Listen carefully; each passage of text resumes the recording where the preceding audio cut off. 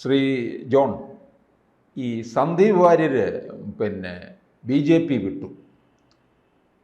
BJP എന്ന് പറയുന്ന party 2014 മുതൽ ഇന്ത്യ ഭരിക്കുകയാണ്. അവർ തീർച്ചപ്പെടുത്തിയ ഒരു കാര്യമുണ്ട്, കോൺഗ്രസ് മുക്ത ഭാരതം. അങ്ങനൊരു മുദ്രാവാക്യമാണ്. അത് ഏതാണ്ടൊക്കെ ഇങ്ങനെ പ്രാവർത്തികമായി വരികയാണ്. അങ്ങനെ കോൺഗ്രസ് മുക്ത ഭാരതമാക്കാൻ തയ്യാറെടുത്തുകൊണ്ടിരിക്കുകയാണ് കേരളത്തിലെ BJPയുടെ ഒരു വക്താവ് നേരെ BJP വിട്ട് കോൺഗ്രസ്സിലേക്ക് പോകുന്നത്. CPMലേക്ക് പോയാലും ഗതി ഇത് തന്നെ. ഇത്തരത്തിലുള്ള ഒരു പോക്ക് എന്താണ് തോന്നുന്നത്? സന്ദീപ് വാര്യർ യഥാർത്ഥത്തിൽ നമ്മൾ വിചാരിച്ചിരുന്നത് സന്ദീപ് വാര്യർ CPMലേക്ക് പോകും എന്നാണ് കരുതിയിരുന്നത്. അപ്രതീക്ഷിതമായി ഇന്ന് സാർ അത് പത്രസമ്മേളനം കണ്ടിരുന്നോ? പത്രസമ്മേളനത്തിൽ അദ്ദേഹത്തെ VK ശ്രീകണ്ഠൻ സ്വീകരിക്കുന്നു. K സുധാകരനും VD സതീശൻ ഉൾപ്പെടെയുള്ള നേതാക്കന്മാർ വളരെ ഹൃദ്യമായി കോൺഗ്രസ്സിലേക്ക് സ്വാഗതം ചെയ്യുന്നു. അപ്പോൾ അവർ അതിൻ്റെ താഴെ വന്ന ആ വീഡിയോയുടെ താഴെ വന്ന ഒരു കമൻ്റാണ്, സ്നേഹത്തിൻ്റെ കടയിൽ ഒലക്ക വിൽക്കാനിറങ്ങിയ സന്ദീപ് വാര്യർ എന്നാണ് ഒരു കമൻറ്റ്. സ്നേഹത്തിൻ്റെ കടയിൽ ഒലക്ക വിൽക്കാനിറങ്ങിയ സന്ദീപ് വാര്യർ. സാധാരണ BJP പ്രവർത്തകരെ സംബന്ധിച്ച് സന്ദീപ് വാര്യർ മറ്റൊരു പാർട്ടിയിലേക്ക് പോകുമ്പോൾ അവർക്ക് വേദനാജനകമാണ്. നമുക്കറിയാമല്ലോ, തെരഞ്ഞെടുപ്പ് സമയത്ത് തുടക്കം മുതൽ അവിടെ സ്ഥാനാർത്ഥി C കൃഷ്ണകുമാറിനെ പ്രഖ്യാപിക്കുന്നു.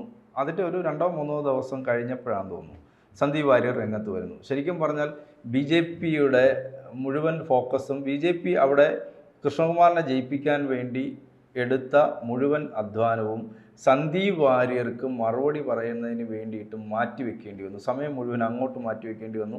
മാധ്യമങ്ങളുടെ ശ്രദ്ധ കൃഷ്ണകുമാറിൽ നിന്ന് സന്ദീപ് വാര്യറിലേക്ക് പോയി.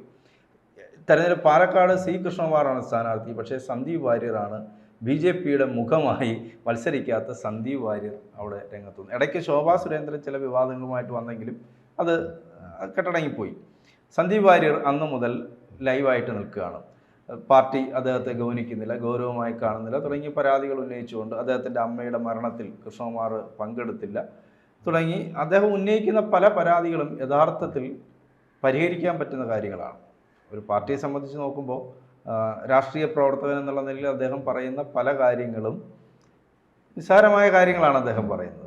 അത് പാർട്ടിക്ക് പരിഹരിക്കാവുന്ന കാര്യങ്ങളേ ഉള്ളൂ. പക്ഷേ അദ്ദേഹം അന്ന് മുതൽ ഒന്നുകിൽ എന്നെ ഈ പാർട്ടി പുറത്താക്കണം, അല്ലെങ്കിൽ ഞാൻ മറ്റൊരു പാർട്ടിയിലേക്ക് പോകും എന്ന് തീരുമാനിച്ചുറപ്പിച്ചാണ് അദ്ദേഹത്തിൻ്റെ പല പ്രസ്താവനകളും പല നീക്കങ്ങളും എന്നുള്ളത് മാധ്യമപ്രവർത്തകർ എന്നുള്ള നിലയിൽ ആളുകൾക്ക് മനസ്സിലാക്കാൻ പറ്റും, സാധാരണ ജനങ്ങൾക്കും അത് മനസ്സിലാക്കാൻ പറ്റും. പക്ഷേ അദ്ദേഹം പലപ്പോഴും പറഞ്ഞത് ഞാനിപ്പോഴും BJPക്കാരനാണ്, ഞാനിപ്പോഴും BJPയിൽ തന്നെയാണ്, BJPയിൽ നിന്നുകൊണ്ട് തന്നെ ഞാൻ പ്രതികരിക്കും എന്നൊക്കെ പറഞ്ഞെങ്കിലും കെ സുരേന്ദ്രൻ പറഞ്ഞത് തെരഞ്ഞെടുപ്പ് കഴിയട്ടെ, അതുവരെ നമുക്ക് നോക്കാം, അത് കഴിഞ്ഞിട്ട് എന്താകുമെന്ന് പറയാം എന്നൊക്കെ അദ്ദേഹം പറഞ്ഞു. അപ്പോൾ ഒരുപക്ഷെ അദ്ദേഹത്തിന് തോന്നിക്കാണും ഇനിയിപ്പം തെരഞ്ഞെടുപ്പ് കഴിഞ്ഞാൽ ഞാൻ അവിടെ ഉണ്ടാകില്ല.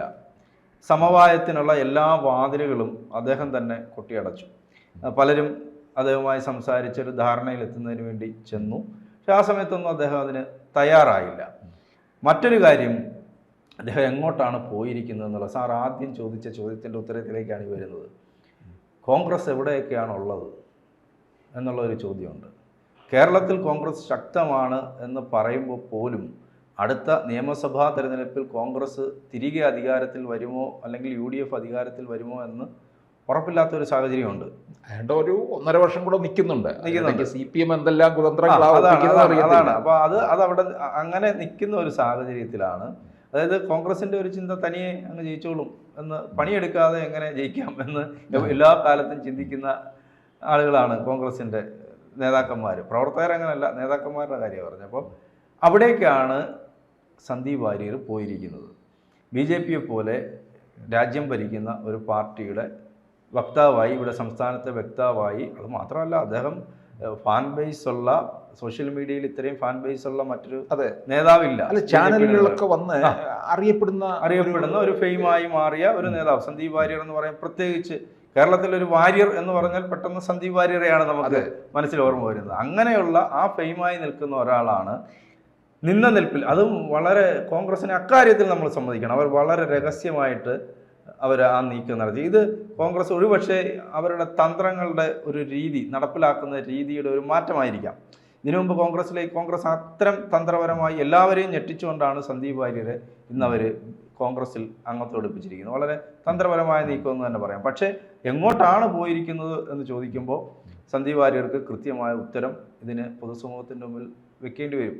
കാരണം അദ്ദേഹം പോയിരിക്കുന്നത് ഇപ്പോഴും ഇനി എത്ര നാൾ കഴിഞ്ഞ് രാജ്യം ഭരിക്കാൻ പറ്റും എന്ന് അവർക്ക് പോലും ബോധ്യമില്ലാത്ത ഒരു പാർട്ടിയിലേക്കാണ് അദ്ദേഹം പോയിരിക്കുന്നത്.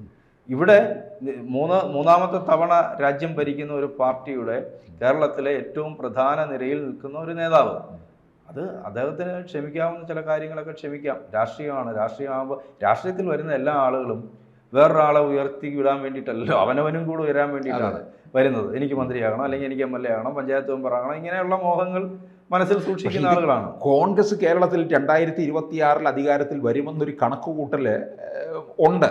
പക്ഷെ അത് എന്തിൻ്റെ ബേസിലാണ് സാറേ? അത് അങ്ങനെ കഴിഞ്ഞ പ്രാവശ്യം എനിക്ക് തോന്നുന്നു കഴിഞ്ഞ തവണയോ അതിൻ്റെ മുമ്പത്തെ തവണയോ ഒക്കെ അവരങ്ങനെ തന്നെ കണക്ക് കൂട്ടിയിരുന്നു. കഴിഞ്ഞ തവണ അങ്ങനെയാണെങ്കിൽ കഴിഞ്ഞ തവണ വരണമായിരുന്നു. കഴിഞ്ഞ തവണ ആ ഒരു കോവിഡിൻ്റെ ഒരു പശ്ചാത്തലത്തിൽ കാര്യങ്ങളൊക്കെ അങ്ങ് മാറി മറിഞ്ഞു പോയി. അവർ പ്രതീക്ഷിച്ചു. പക്ഷേ പിണറായി ആ കോവിഡിനെ മുതലെടുത്തുകൊണ്ട് ഒരു തുടർഭരണത്തിലേക്ക് നീങ്ങുകയും ചെയ്തു. മുസ്ലിം സമുദായത്തെ മുഴുവനെ കൂടെ നിർത്തുകയും ചെയ്തു. അത് കൂടെ നിർത്തിയോണ്ടെന്ന് പറ്റി ഹൈന്ദവരും ക്രൈസ്തവരും ഒക്കെ അപ്പുറത്തോട്ട് പോയി. ഇനിയിപ്പോൾ ഇപ്പോൾ മുസ്ലിം സമുദായം മുഴുവൻ അകന്ന് നിൽക്കുകയാണ് പല പ്രശ്നങ്ങളുടെ പേരിലും.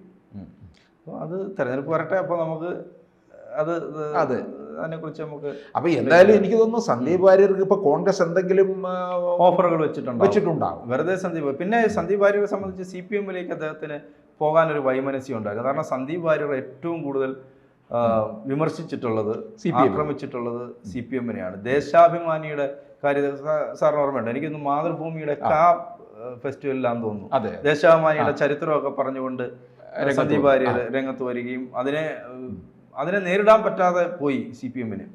അതിനെങ്ങനെ മറുപടി കൊടുക്കണമെന്ന് പലപ്പോഴും കഴിയാതെ പോയി. അപ്പോൾ അങ്ങനെയുള്ള സന്ദീപ് വാര്യർ CPM-ലേക്ക് പോകാൻ അദ്ദേഹത്തിന് വൈമനസ്യമുണ്ട്. AK ബാലൻ വന്ന് സ്വാഗതം ചെയ്തെങ്കിൽ പോലും CPM-നുള്ളിൽ തന്നെ തോന്നി ഇദ്ദേഹത്തെ ഇങ്ങോട്ട് കൊണ്ടുവരണോ, വന്നാൽ നല്ലത്, വലിയ കാര്യമായ നിർബന്ധത്തിന് നിൽക്കണ്ട എന്ന്. പക്ഷേ അതുകൊണ്ടായിരിക്കണം അവരുടെ ഇടയ്ക്ക് CPI ഒരു ചർച്ച നടത്തിയിരുന്നു സന്ദീപ് വാര്യർക്ക് വേണ്ടി.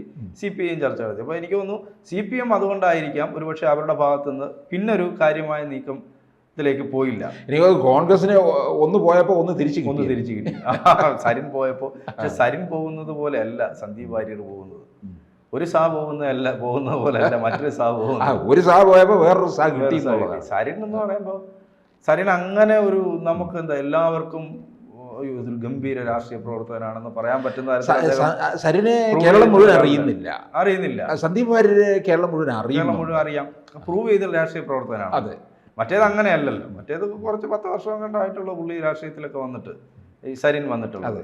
സരിന്റെ രാഷ്ട്രീയ ഭാവി ഈ ഇലക്ഷൻ കഴിയുന്നതോടുകൂടി അങ്ങനെ ആയി തീരും എന്നുള്ളതൊക്കെ നമുക്കറിയാൻ പറ്റും. എന്തായാലും മുങ്ങുന്ന കപ്പലിലേക്കാണ് ഇദ്ദേഹം കയറി യാത്ര ചെയ്യാൻ തീരുമാനിച്ചിരിക്കുന്നത്. അത് മാത്രമല്ല, നേതാക്കന്മാരുടെ ബാഹുല്യം ഇവിടെ എന്ന് പറഞ്ഞാൽ അദ്ദേഹത്തിനൊരു രാജാവായി അദ്ദേഹം വലസിക്കൊണ്ടിരുന്ന ഒരാളാണ്. പക്ഷെ അവിടെ ചെല്ലുമ്പോൾ ഈ നേതാക്കന്മാരുടെ ബാഹുല്യത്തിനിടയിൽ ഇദ്ദേഹത്തിന്റെ സ്ഥാനം വീർപ്പ് മുട്ടുമോ എന്നുള്ളത് ഇന്ന് തന്നെ വീർപ്പ്. കാരണം പലരുടെയും പേരുകൾ ഇദ്ദേഹത്തിന് വ്യക്തത. അവിടെ തന്നെ 2 പേരുടെ പേര് പറയുന്നു. ഒന്ന് കേരളത്തിന്റെ ചാർജുള്ള ദീപാദാസ് മുൻഷി, അത് അദ്ദേഹം പറഞ്ഞൊപ്പിച്ചു. രണ്ടാമതൊരു മോഹൻകുമാറിന്റെ പേര് പറയുന്നു. മോഹൻകുമാറിനെയും അദ്ദേഹം പറയുന്നത് കേരളത്തിന്റെ ചാർജുള്ള മോഹൻകുമാർ സാർ എന്നാണ്. അപ്പൊ ഇതിൽ ആർക്കാണ് ചാർജ് ഉള്ളതെന്ന് പോലും കോൺഗ്രസ്സുകാർക്ക് പോലും വ്യക്തതയില്ലാത്ത ഒരു പാർട്ടിയിലാണ്, ആൾക്കൂട്ടത്തിന് നടുവിലേക്കാണ് ഈ രാജകീയമായി പ്രതാപത്തോടെ BJP-യിൽ നിലകൊണ്ട വാര്യർ ചെന്ന് കയറിയിട്ടുള്ളത്. വാര്യരുടെ സ്ഥിതി ഇനി എന്താകും എന്നുള്ളത് നമുക്ക് കണ്ടു തന്നെ അറിയേണ്ടി വരും. കൂടുതൽ വാർത്തകളും വിശേഷങ്ങളും നിങ്ങളിലേക്ക് എത്താൻ ABC മലയാളം സബ്സ്ക്രൈബ് ചെയ്യുക, ബെൽ ബട്ടണും അമർത്തുക.